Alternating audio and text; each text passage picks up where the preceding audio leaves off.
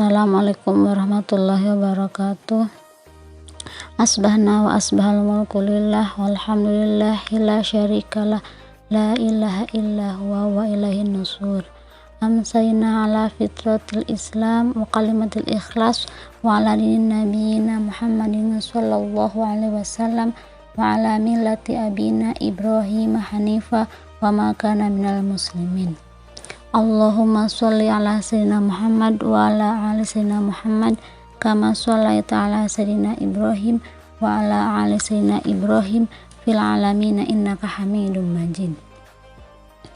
Ya ayyuhalladzina amanu kutiba alaikumus syiyam kama kutiba alal ladzina min qablikum la'allakum tattaqun. Al-ayah. Segala puji bagi Allah yang telah menurunkan agama yang hak, nabinya adalah nabi yang hak, dan ajarannya adalah ajaran yang hak. Tiada secuil pun kebatilan yang ada dalam agama Islam ini. Penyerunya adalah Muhammad Sallallahu Alaihi Wasallam. Wahyunya diturunkan kepada beliau setahap demi setahap, ayat demi ayat, dan peristiwa demi peristiwa, hingga akhirnya sempurnalah ajaran agama ini. Untuk itu, semoga kita diberikan keistiqomahan dalam menjalankan syariatnya. Amin. Pada kesempatan ini kita sedang berada dalam bulan yang penuh mulia, bulan yang sangat diagung-agungkan dan nanti-nantikan oleh orang muslim. Di sini ada 4 keutamaan pada bulan Ramadan. Saat perintah puasa diturunkan, hal pertama yang disampaikan Nabi Shallallahu Alaihi Wasallam kepada para sahabatnya dan berkelanjutan kepada kita saat ini adalah menerangkan diantaranya keutamaan Ramadan untuk menjawab sekaligus menuntaskan hoaks yang saat itu dibangun oleh orang-orang Yahudi yang tinggal di Madinah. Jadi ketika mereka mengatakan orang Islam itu tidak punya puasa, mereka itu ikut kita, ini puasa yang hebat, puasa yang bagus, puasa yang diikuti oleh kaumnya Muhammad. Nah, jadi dahulu itu orang Yahudi itu sangat berbangga gitu ya ketika orang Islam berpuasa, karena mereka berpikir orang Islam itu mengikuti orang-orang Yahudi. Maka dijawab oleh Allah, turunlah perintah untuk berpuasa, yaitu ya ayyuhalladzina amanu kutiba alaikumus syiyam. Nah, kemudian dalam Sahih Al-Bukhari kitab yang ke-30 dalam hadis yang kedua, ini diriwayatkan oleh Tolhah bin Ubaidillah. Rasulullah mengatakan bahwa puasa kita ini bukan puasa sekedar menahan haus dan lapar. Puasa kita ini sangat spesial, beda dengan yang lain. Kalau sebelumnya para sahabat itu sedih karena mereka dianggap mengikuti golongan Yahudi, maka Rasul itu menyemangati para sahabiah atau sahabat gitu ya, dengan turunnya ayat tersebut bahwa puasanya spesial. Kenapa spesial? Karena dalam Al-Quran kata siam dan saum itu berbeda. Jika dalam Al-Quran disebutkan 9 kali kata asyam, sedangkan as-saum itu hanya ada 1 kali dalam surah ke-9 ayat 26. Itu as-saum. Kalau siam itu 9 kali dalam Al-Quran. Jadi saum itu kalau secara umum artinya masih kepada menunjuk kata imsak atau menahan secara umum. Jadi imsak itu kan menahan artinya itu. Makanya kalau kita imsak itu kan tidak boleh makan gitu ya, tidak boleh makan lagi. Nah, sedangkan kalau misalkan siam itu berbeda. Kalau saum itu hanya menahan dalam bentuk yang singkat, misalkan menahan yang ada syaratnya atau waktunya itu terbatas kayak gitu kan. Contohnya seperti waktu Siti Maryam melahirkan Nabi Isa. ketika Siti Maryam melahirkan itu kan di bawah pohon kurma. Siti Maryam itu ketika melahirkan, Allah menyuruh beliau untuk saum. Apa itu saumnya? Yaitu tidak berbicara pada orang kafir Quraisy, karena pada waktu itu Siti Maryam itu kan wanita yang sangat terhormat, wanita yang sangat idam-idamkan banyak oleh kaum Quraisy, karena dia itu tidak pernah bersentuhan dengan laki-laki dan selalu dijaga mihrabnya oleh Nabi Zakaria kan. Nah, ketika Siti Maryam hamil dan melahirkan, otomatis fitnah itu banyak bahwa Maryam itu berzina, bahwa Maryam itu munafik dan sebagainya. Maka Allah memerintahkan pada Siti Maryam untuk saum, tidak berbicara. Tapi Siti Maryam masih makan, masih minum. Buktinya ketika Siti Maryam melahirkan, dia lemas, Allah menyuruh Siti Maryam untuk menggoyangkan pohon kurma. Maka jatuh kurmanya dan dimakan oleh Siti Maryam. Kemudian ketika Siti Maryam haus, Allah menyuruh Siti Maryam untuk mengambil air dari daun kurmanya kayak gitu kan, maka diminum airnya. Nah, ini terdapat dalam Quran surat Maryam ayat 31 sampai 33 kisah ini ya. Nah, pada saat itu Siti Maryam harus menahan pembicaraan atau tidak berbicara pada siapapun, tapi dia masih bisa makan dan minum. Artinya dia itu saum dalam berbicara. Lalu siapa yang akan menjawab setiap pertanyaan orang-orang Quraisy? Yaitu Nabi Isa. Jadi Allah menyuruh jika ada orang yang bertanya, maka tunjuk bayimu atau Nabi Isa, maka dia akan menjawabnya kayak gitu kan. Dan itulah salah satu mukjizat, dan itulah mukjizat pertama Nabi Isa alaihissalam. Nah, itulah saum. Nah, jadi saum dan siam itu berbeda. Sedangkan siam ini disebutkan dalam Al-Quran 9 kali itu istimewa, kata Rasulullah, spesial. Ada aturan dan ketentuannya gitu. Tidak terbatas. Tidak boleh sembarangan yang melakukannya, tidak bisa seenaknya kita melakukannya, dan itu harus diikuti. Begitu diikuti, maka keagungan dan keistimewaan ibadah akan lekat pada pelakunya. Dan menariknya, perintah puasa yang ketika Allah turunkan dalam Quran surat Al-Baqarah ayat 183, itu kan kalimatnya ya ayyuhalladzina amanu kutiba alaikumusiyam, bukan kutiba alaikumussaum, tapi siam kayak gitu ya. Di sini ditunjukkan bahwa Allah itu menyuruh untuk berpuasa. Berpuasa dalam artian menahan diri dari bukan hanya makanan minum, tapi dari hawa nafsu. Kemudian suami istri tidak boleh bercampur di siang hari, dari berkholwat, dari menggibah, kemudian dari berbagai macam kemaksiatan yang kecil sampai yang besar. Nah, kata Nabi, asyamu junnatun. Kalau benar puasa ini, kita akan melahirkan, kita akan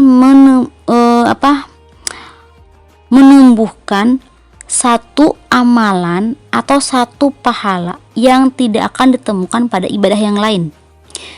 Jadi ketika kita melaksanakan puasa ini dengan benar, siam ini dengan benar selama bulan Ramadan, maka akan muncul satu kebiasaan atau amalan yang tidak akan kita temui di ibadah yang lain. Apa itu? Yaitu junnah. Junnah itu artinya perisai. Asyamu junnatun. Puasa itu berdampak menghasilkan junnah atau perisai. Ada junnah, ada jinnah, ada jannah gitu ya. Itu beda. Kalau jannah itu kan surga. Kalau junnah itu perisai. Kalau jinnah itu kan jin, dari kata jin gitu ya. Nah, ketiga kata ini sama, tapi harkatnya berbeda.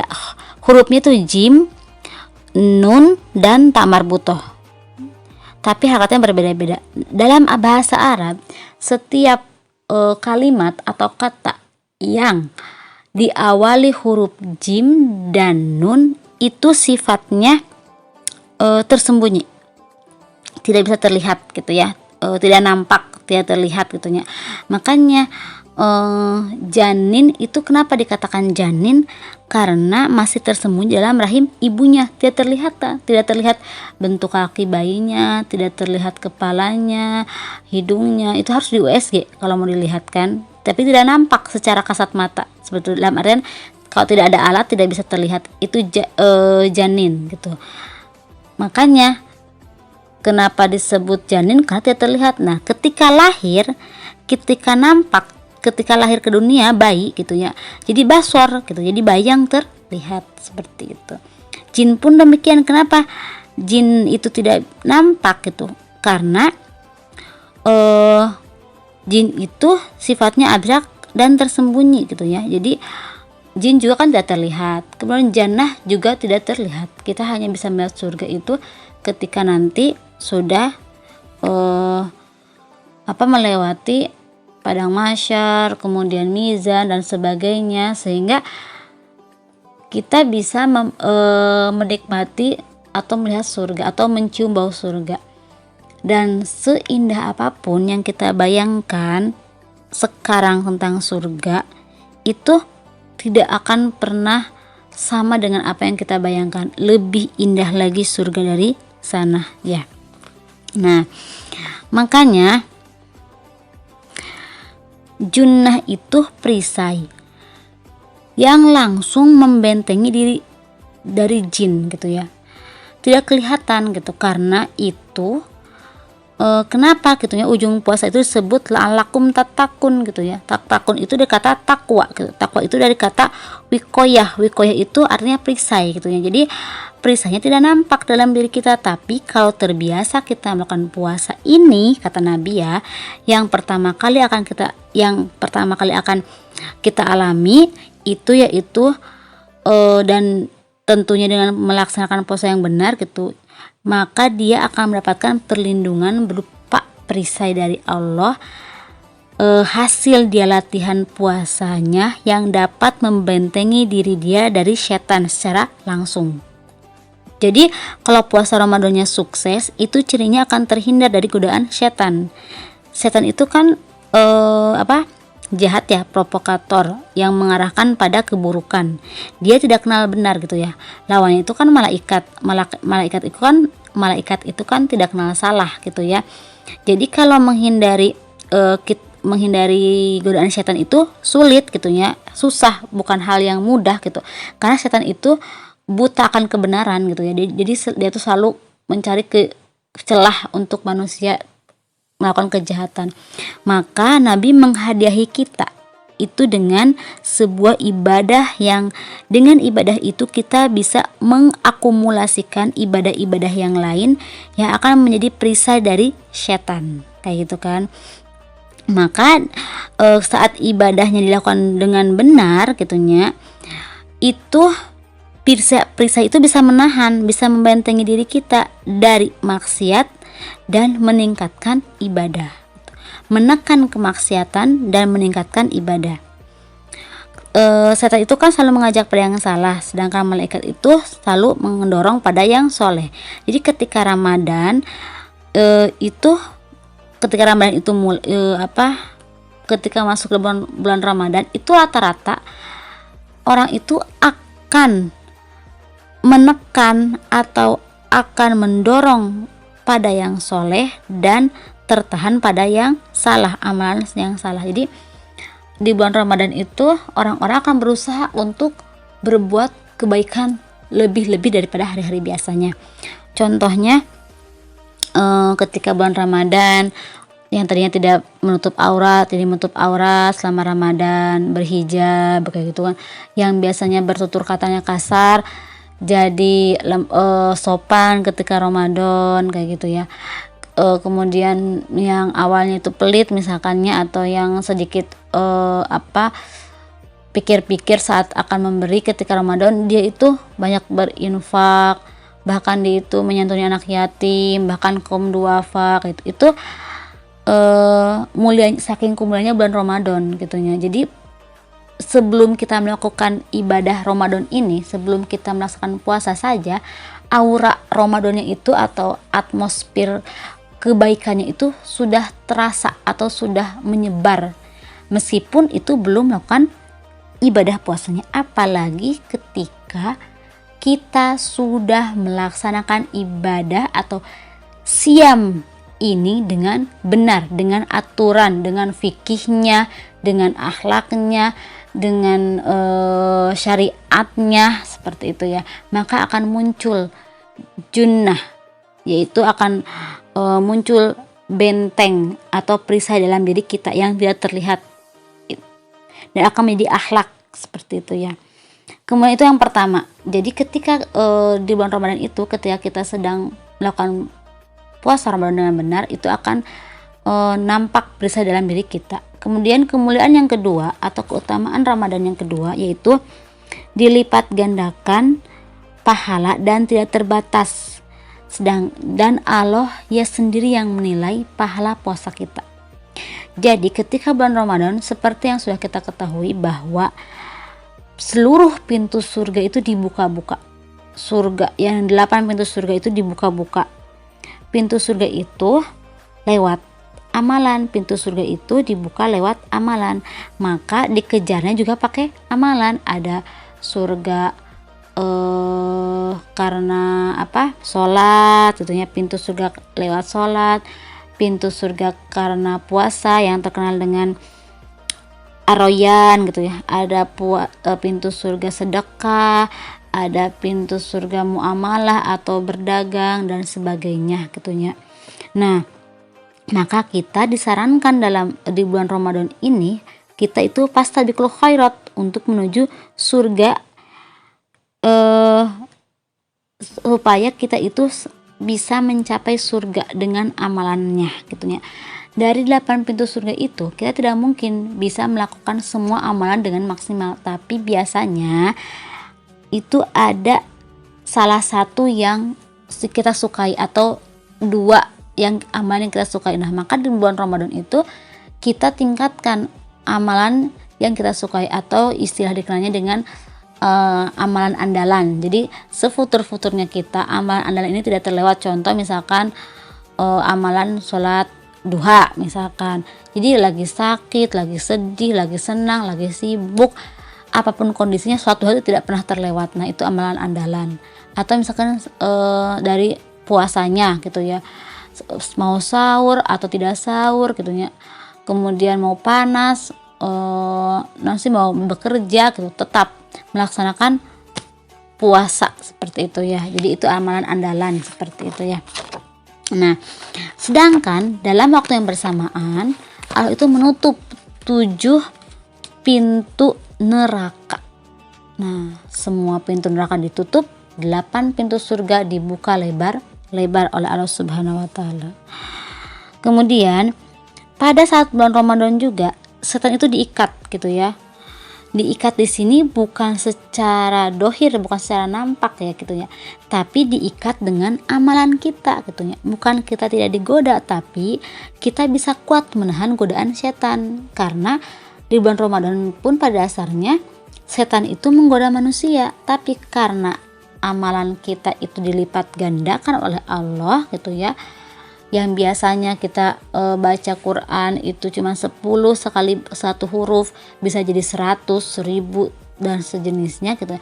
Maka godaan setan itu akan sedikit berkurang gitu. Makanya istilahnya setan diikat oleh amalan kita gitu. Tapi di sini adalah ketika kita melakukan siam, bukan saum gitu. Maka dari itu kalimatnya kan asyamu junnatun. Jadi siam itu, puasa itu melahirkan perisai gitu ya. Jadi ketika puasanya benar gitu ya, sunah-sunahnya dijalankan gitu kan, fikihnya dijalankan, maka puasa itu akan membentengi kita dari godaan setan kayak gitu ya. Jadi kalau misalkan ada orang yang ngajak gibah, tidak kita ladeni, kemudian ada orang yang menantang kita marah, kita tidak terpancing gitu.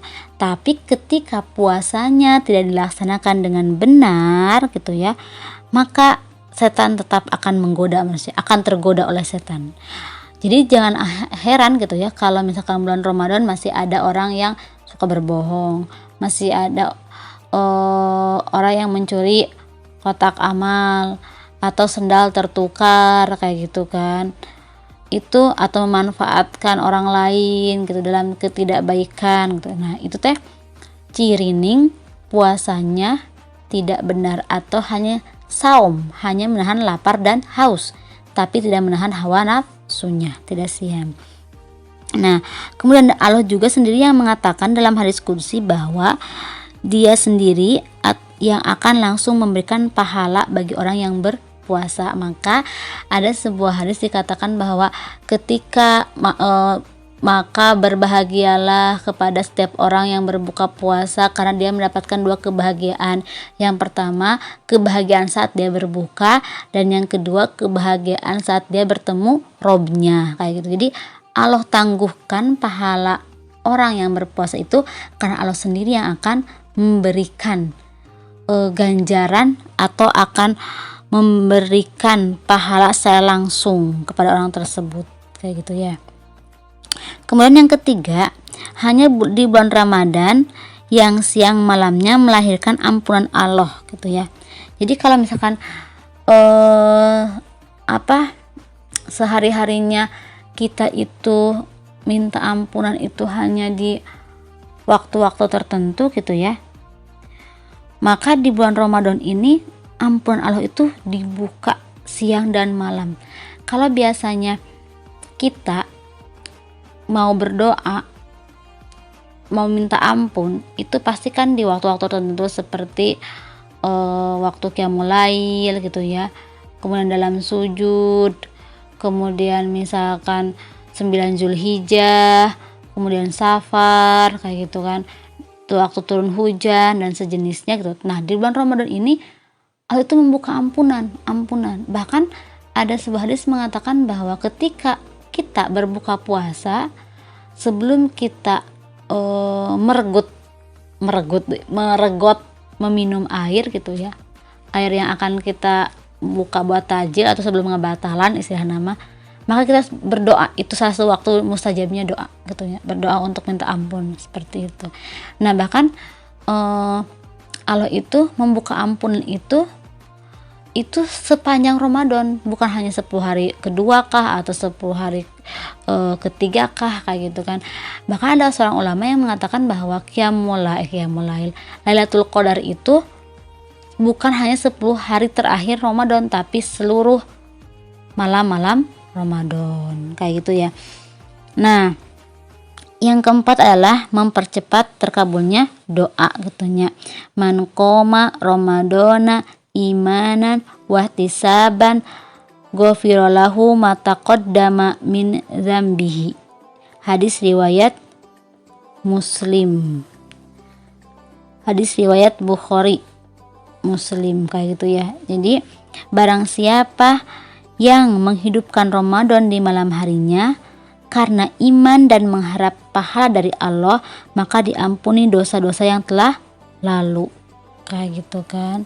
Jadi Ramadan ini adalah ibadah yang ibadah yang satu paket gitu ya. Malamnya qiyam, siangnya siam. Jadi malamnya itu dari maghrib sampai sahur itu qiyam gitunya, sholat bangun qiyamul lail gitu ya, ibadah. Dan malam siangnya siam, dari fajar sampai maghrib itu siam, menahan dari berbagai macam godaan. Jadi ketika ibadah Ramadannya hanya siam saja, itu puasanya sah tapi amalannya kurang sempurna gitu ya. Namun ketika dilaksanakan dua-duanya qiyam dan siam, maka amalan puasanya itu yang menjadikan dirinya mempunyai perisai. Asyamu junnatun, seperti itu ya. Nah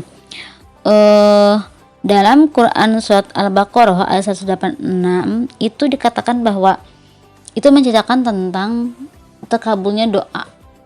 Jadi seperti tadi, kalau kita meminta ampunan di waktu-waktu mustajab, begitu pula dengan doa.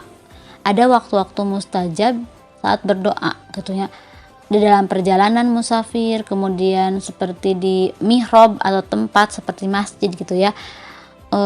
Jadi Nabi Zulkifli itu ketika beliau itu usianya sudah 100 tahun lebih ya. Beliau itu kan Nabi Zulkifli, Nabi Zakaria gitu ya, belum punya keturunan. Nah, karena melihat Siti Maryam itu punya anak gitu ya, maka dan selalu di mihrab, maka Nabi Zakaria itu berdoa di mihrabnya Siti Maryam gitu, sehingga doanya langsung terkabul. Jadi menurut riwayat Nabi Zakaria belum selesai doa sholatnya, masih berdiri dalam sholatnya, tapi Allah sudah memberitahukan lewat malaikat bahwa Nabi Zakaria akan mempunyai anak yang langsung Allah beri namanya langsung dari Allah, yaitu Yahya, dan akan menjadi nabi, jadi para nabi kayak gitu kan. Seperti itu. Maka di bulan Ramadan ini tidak semua tempat, semua waktu menjadi mustajab. Jadi makanya sedang bulan Ramadan itu harus banyak berdoa, bahkan disunahkan di akhir sahur itu membaca istighfar. Jadi udah, kalau kita makan kayak imsak kayak gitu kan. Nah, kita kan setelah imsak tuh sok tara makan kan, padahal kan imsak nama pas adzan. Bener-bener imsak tuh kan menahan. Nah, jadi dari imsak menjelang adzan tuh bisa diisi dengan istighfar, atau ketika sudah selesai makan sahur gitu ya, maka istilah dengan waktu itu dengan istighfar sampai subuh, seperti itu ya.